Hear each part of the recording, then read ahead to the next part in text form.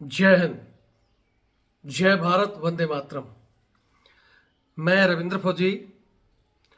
साथियों, कल शाम को एक भारतीय सेना के जवान जिनकी पत्नी का मेरे पास कॉल आया और उन्होंने अपनी समस्या बताई। हालांकि समस्या उनके अकेले की नहीं है, समस्या है उन 40 जवानों की जो कि फैमिली मेंबर हैं, और फैमिली मेंबर रहते हुए उनके सीओ साहब का आदेश है कि सिर्फ ओनली फॉर शनिवार को अपने क्वार्टर पर जाओगे और संडे को वापस, यानी हफ्ते में एक दिन क्वार्टर पर जाने का हुक्म है जवानों के लिए। वहीं दूसरी तरफ उनके जो अफसर साहब हैं जिन्होंने फैमिलियां रखी हैं, वो डेली अपने क्वार्टर में जाते हैं, अप डाउन करते हैं, उनके लिए पाबंदी नहीं है। तो आज उनकी समस्या क्या है उसको मैं आगे आज सुना रहा हूँ। आपको ये बता देता हूँ सर्वप्रथम कि ये जवान टीए का है। यूनिट अभी J&K जम्मू कश्मीर में है। सीओ अगर कोई जवान कंप्लेंट करता है तो बोलता है कि मेरी मर्जी है, ज़्यादा करोगे तो क्वार्टर खाली करा दूंगा, तुम्हारे को क्वार्टर मैंने दे रखे हैं, चुपचाप रहो, एक दिन रहना है नहीं तो खाली कर दो। तो यहाँ सबसे पहले तो कहना चाहता हूँ कि श्रीमान जो भी वो सीओ साहब हैं, क्या उनके पूजनीय पिताजी या दादाजी ने वो क्वार्टर बनाकर वहाँ छोड़े थे क्या, जो उनकी मर्जी से उन जवानों को क्वार्टर दे रखा है? तो ऐसे जो घटिया किस्म के लोग हैं जो इस तरह की वाहियात सोच अपनी जवानों के ऊपर थोपते हैं कि मैं चाहूँगा जैसे चलेंगे, तो ऐसे लोगों को एक्सपोज करना बहुत ज़रूरी है। अच्छा, इस चीज़ में जवान की फैमिली ने यह भी बताया कि सर हमारे बगल में और भी जो क्वार्टर हैं, पूरा ब्रिगेड है, ब्रिगेड के बाकी क्वार्टर है, वहाँ जवान जैसे अफसर सब आ रहे जा रहे हैं रोज़, लेकिन ये सिर्फ हमारी ही यूनिट का फरनाम है। और ब्रिगेड कमांडर तक की इसकी रिपोर्ट है, तो वो बोलते हैं कि अब सीओ जो कर रहा है मैं क्या करूं। तो ऐसा पहले भी कई बार हुआ है। हमने जब किसी सीओ की शिकायत, पहले कहते हैं ना भाई चैनल थ्रू करो, सेना में एक होता है ना कि प्रॉपर चैनल रिपोर्ट क्यों नहीं की। जब प्रॉपर चैनल रिपोर्ट जाती है तो जो ऊपर बैठा अधिकारी क्या कहता है कि सीओ की पावर है, जो चाहेगा सीओ ही करेगा। जब ऐसा कोई ऊपर बैठा हुआ अधिकारी जो ब्रिगेड कमांडर है या जेओसी साहब हैं, आर्मी चीफ है, जब वो ये भाषा बोलते हैं ना, तो हमें बहुत बड़ी हंसी आती है कि अगर सब चीज़ सीओ को ही करनी है तो फिर आपको भारत सरकार ये देश का इतना धन और इतनी सुविधा क्यों दे रही है।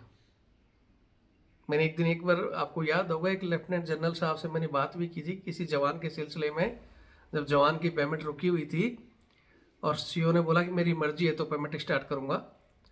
तो उस सिलसिले में मैंने एक दिन एक लेफ्टिनेंट कर्नल साहब, जनरल साहब जो रिकॉर्ड में थे, उनसे बात की। तो बोलते यार सीओ ने कर दिया, उसको कोई नहीं कर सकता। तो उनको भी मैंने यही शब्द कहे थे कि जब अगर सीओ ने ही सब कुछ करना है तो भारत सरकार पागल है जो आप लोगों को ऊपर इतना खर्च कर रही है, जो वीआईपी बनाकर आपको बैठा रखा है, 100 जवान आपको चाहिए वेलफेयर के लिए, फिर क्यों हमारा बजट बर्बाद कर रहे हो? हटा देना चाहिए सीओ से ऊपर।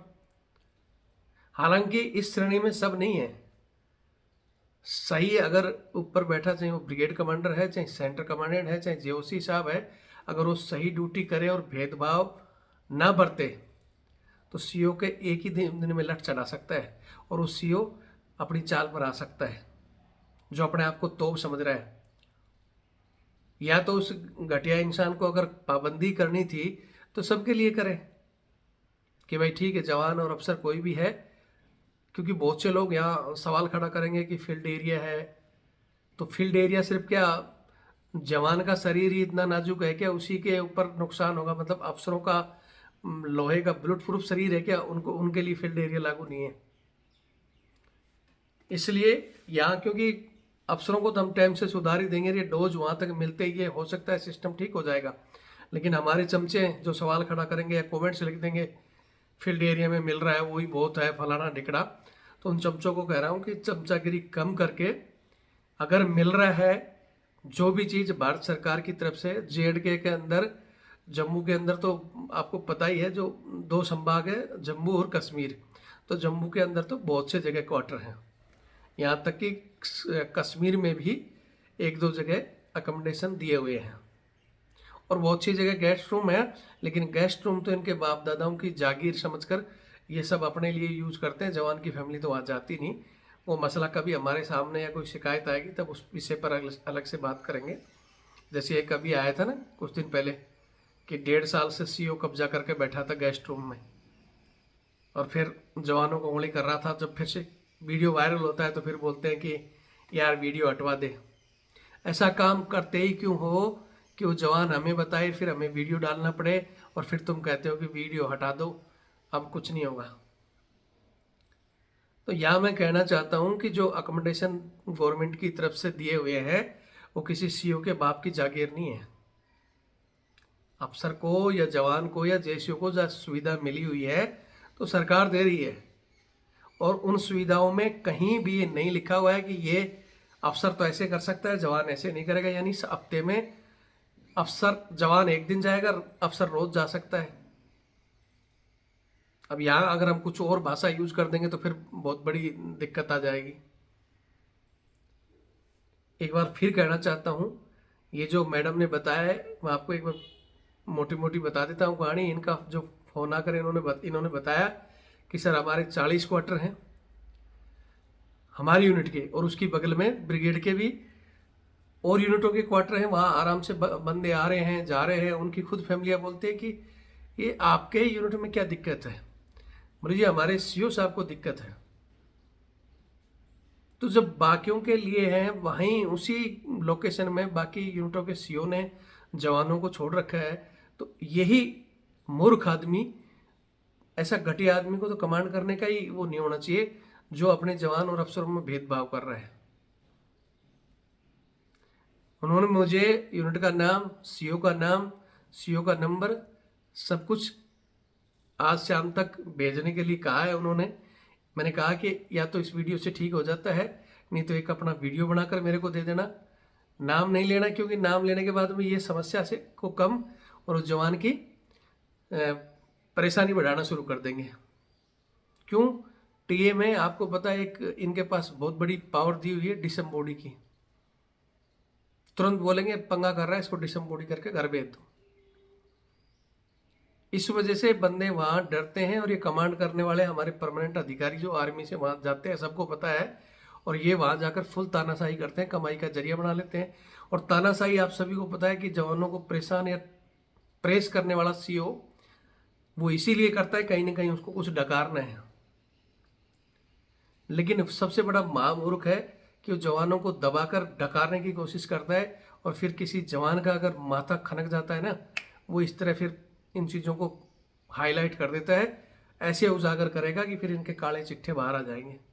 जैसे अभी मैंने कल परसों एक डाला है ना वीडियो, हालांकि उसमें मैंने अभी बताया नहीं है, उनकी जांच चल रही है, कोर्ट ऑफ इंक्वायरी हो रही है कि श्रीमान जी बाहर 2 साल तक सरकारी आवास में रहा और एचआरए दिल्ली का लेता रहा।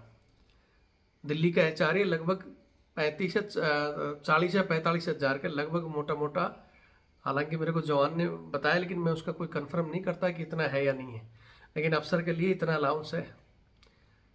यानी मिनिमम अगर आप 40 भी पकड़ो, महीने का 40,000 एक मतलब सरकारी क्वार्टर भी रखा और 40,000 खाता भी रहा और फिर जवान को तंग भी करता रहा, जवान को आरटीओ भी कर दिया।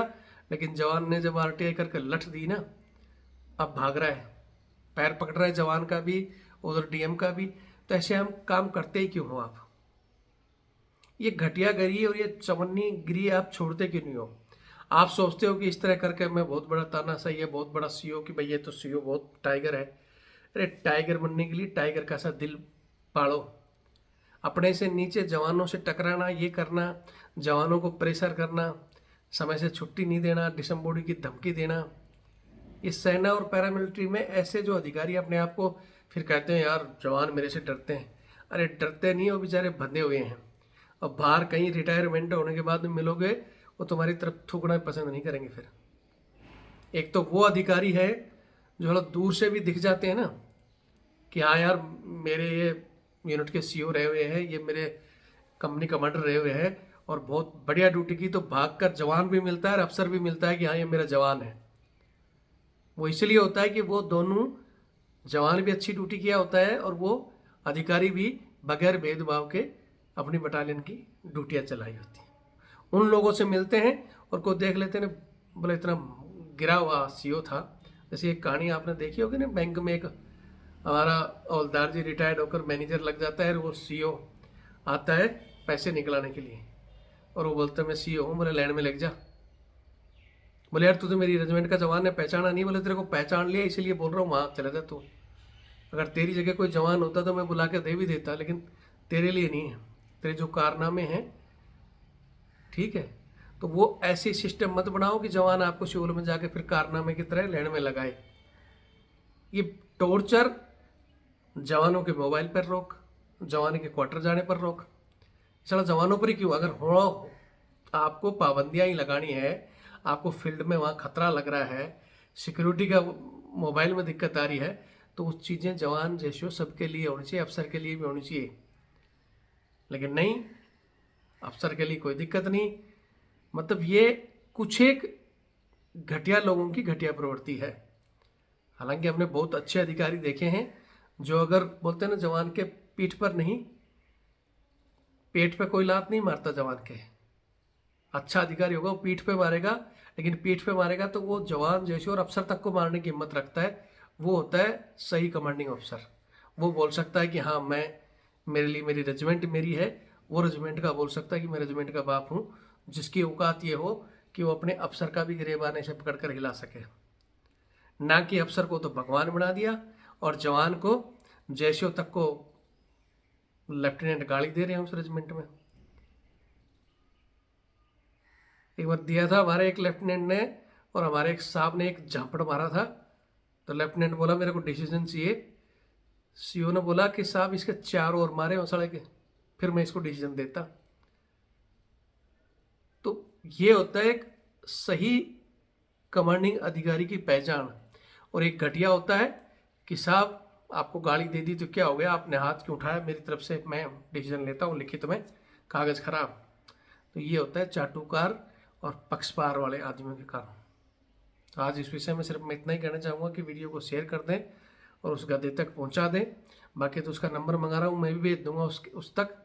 नहीं मानेगा तो बाकायदा फिर उसका नाम और वो कहानी वीडियो के साथ आज बस शाम को या कल जैसे ही मेरे पास पहुँचेगा मैं फुल ओपन उसका ये डाल दूँगा। वीडियो देखें और शेयर करें और ये घटियागिरी छोड़ दें। जय हिंद, जय भारत, वंदे मातरम।